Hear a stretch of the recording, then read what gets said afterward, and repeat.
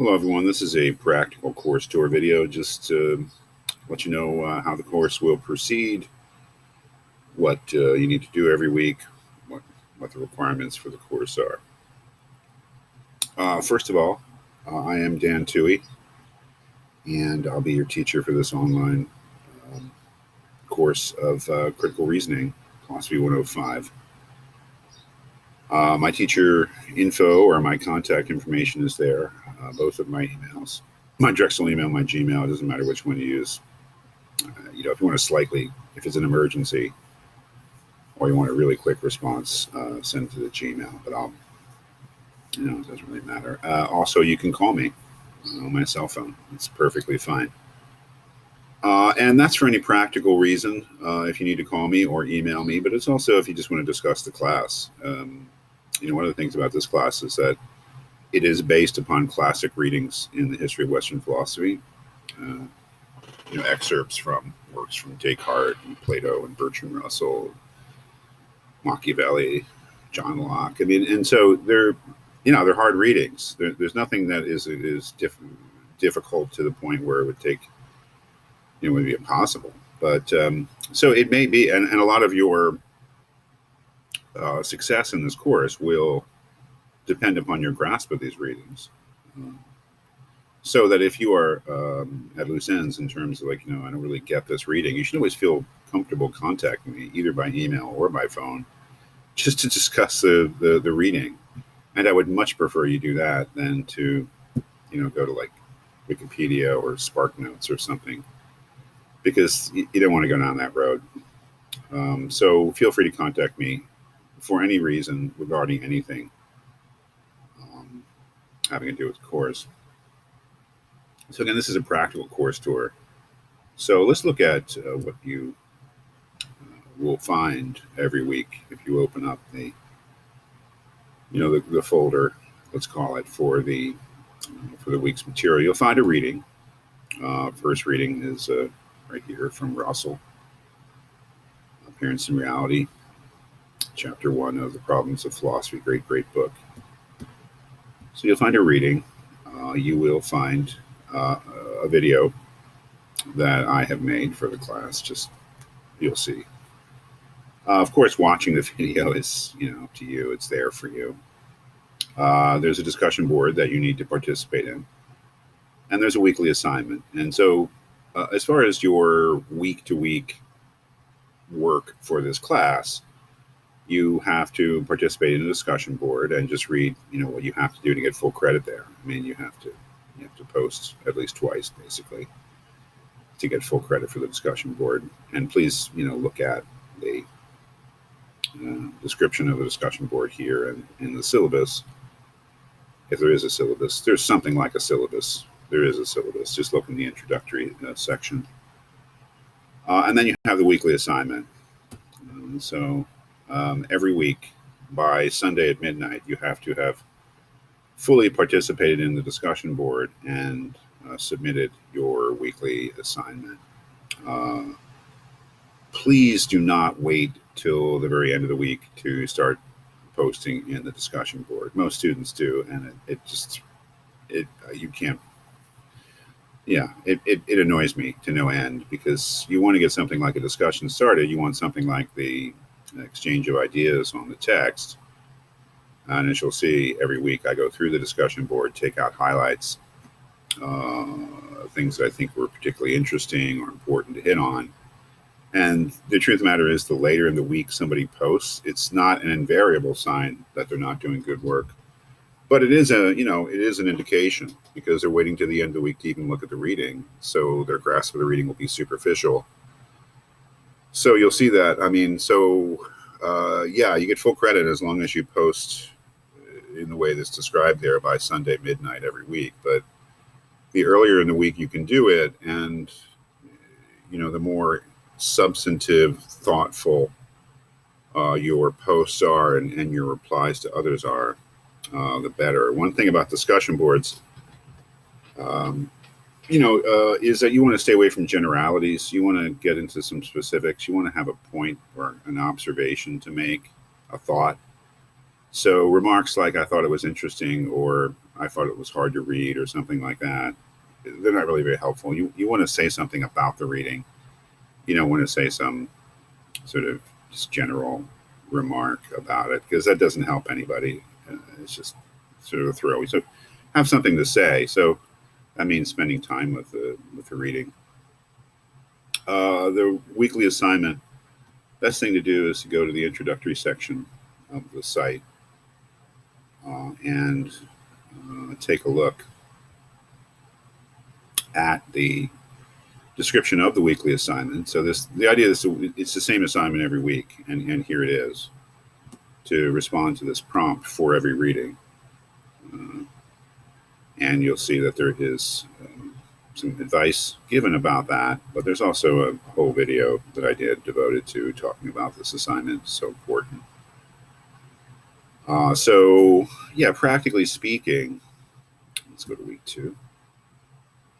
You have 2 things to do every week. One is to participate in the discussion board, and the other is to do the weekly assignment. The discussion board is not graded. I mean, you have to do it to get full credit for. It's worth a point every week, but as long as you do it. If I see that the posts that you're making are obviously uninformed or in some way or another just not substantive, I'll let you know and ask you to improve them. But basically, it's a completion assignment. You get full credit as long as you post in the way that's suggested. The weekly assignment is graded. It is also worth a point every week, but I will take, 90 or, a 0.9 out of 1 is an A minus, 0.85 is a B, that sort of thing. And I'll feel free to take off, that's basically, it is a graded assignment. But we'll proceed have kind of a soft opening, as they say, the first week to make sure that everyone sort of feels comfortable with the assignment. And you'll see that I'll be doing a lot of videos responding to student work and trying to clarify things. So other than the weekly discussion board participation and the weekly written assignment, the only other assignment you'll have is a final exam, which I haven't written yet.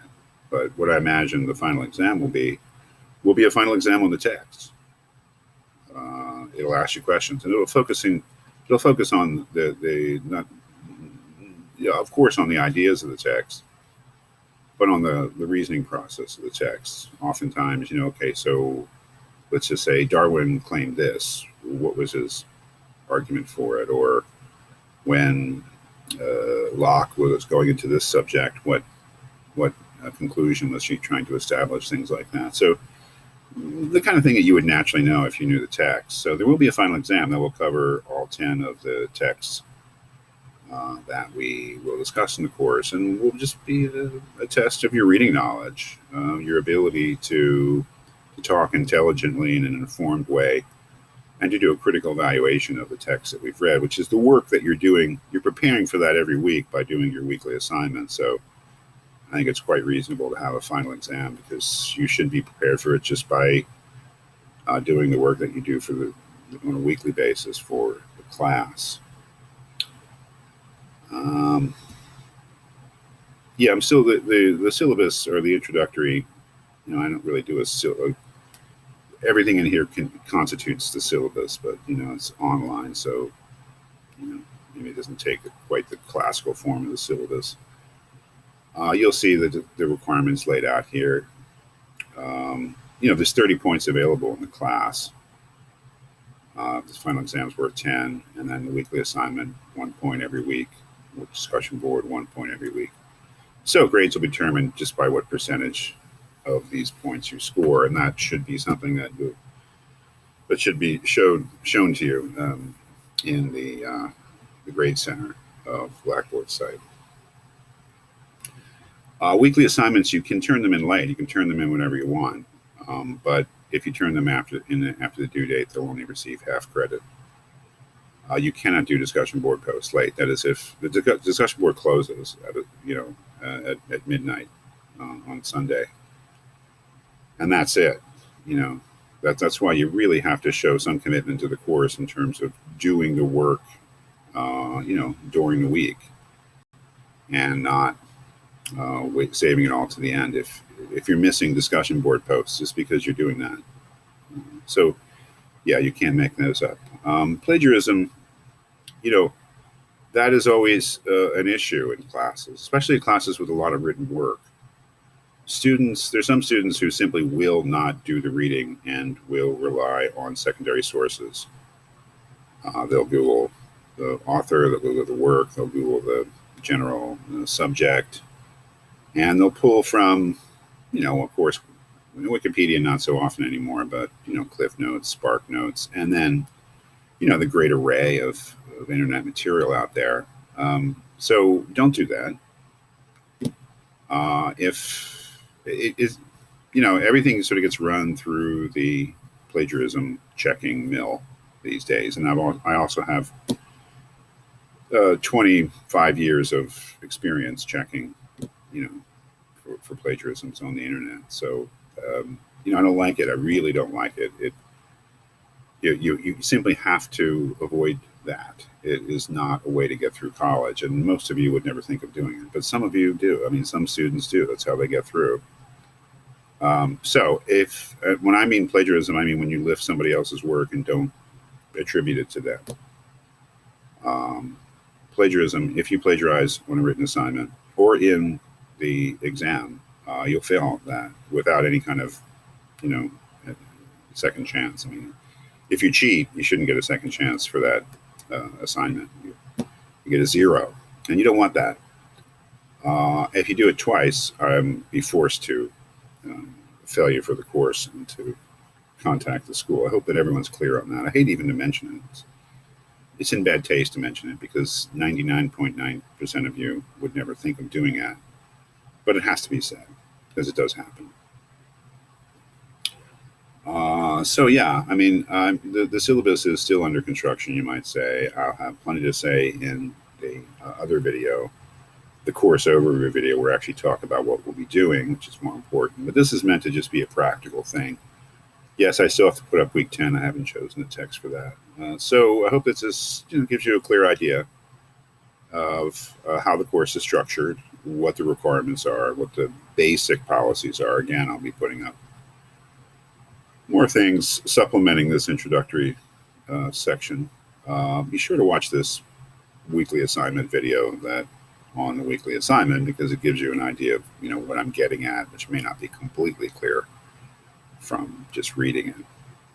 So again, if ever now or in the future in this course you have any questions, please do not hesitate to contact me.